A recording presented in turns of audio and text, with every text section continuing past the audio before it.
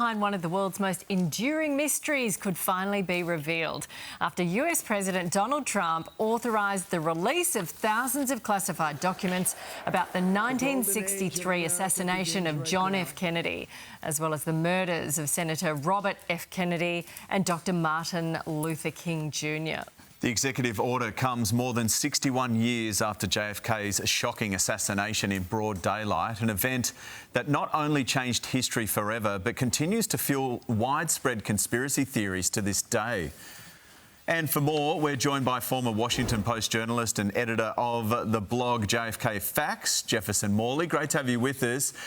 So why do you think Trump is ordering this to be released now? Because there's tremendous public interest. The document, if you want to understand what's going to be released, you need to understand what's been released recently. And the files that have been released in recent years show that the government's official story, a lone gunman, is simply not true. And something else happened to President Kennedy. So people want to know the answer. And Trump's tapping into that feeling by saying, let's put it all out there and figure out, what really happened. So what do you think we'll find out? I think we'll find out what we've been learning over the recent years is that the preponderance of evidence suggests that Kennedy was ambushed by enemies in his own government who had the ability to make this look like something else. So that's, we'll learn more about that possibility if we have full disclosure. And this is the other thing that should be noted. President Trump has asked for a plan within 15 days.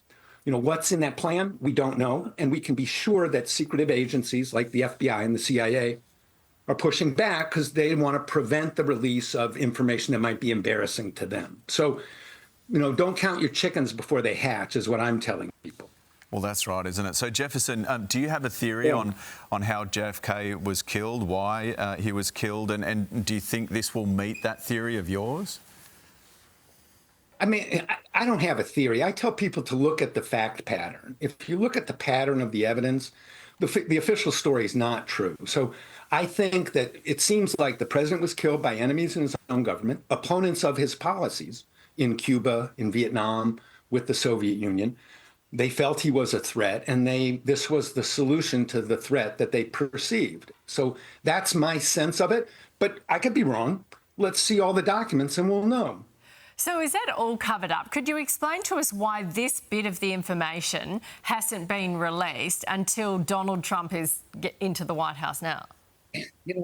So Congress passed the law back in 1992 when we had a big controversy over Oliver Stone's movie.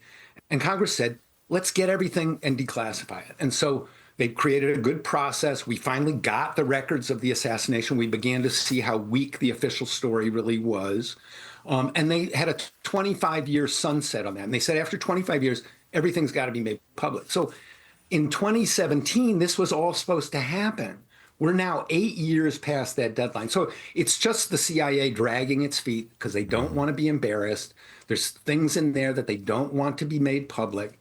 And they still have the ability. They prevailed on Trump the first time around. They prevailed on Biden, and they're pushing back, I'm sure, on Trump right now. Now, the good news is Trump's order is very sweeping and strong, and this may actually happen.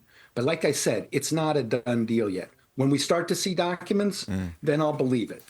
Yeah, well, we might have a chat once those documents are released and the information is out there. Jefferson, thank you so much for your time. Wow, what a fascinating bit of the story all these years later.